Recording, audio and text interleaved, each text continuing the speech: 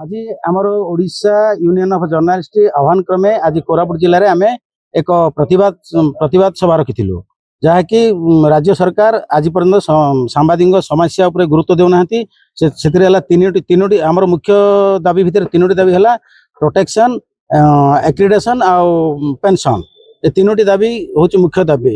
यही दाबी गुड़िक अन्य राज्य बाहर राज्यर ओडिशार प्राय भारत देशर प्राय 18टी राज्य लागू सरले भी ओडिशा कार्यकारी हो पारनी से आमर दाबी सांबादिकों सुरक्षा आउ पेंशन निहाती सरकार मानवा दरकार आ तुरंत एप्रति जदि सचेतन होगा आम दाबी करछु।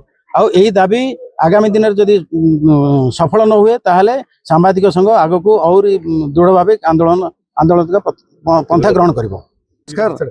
आज आमर कोरापुट जिला सांबादिक संघ पक्षर आमर जिलापाल को दाबी पत्र दि जाइथिला एवं सारा राज्य दाबी पत्र दि जाउछि पेंशन प्रोटेक्शन और एक्रिडेशन पई आमे दाबी करछु।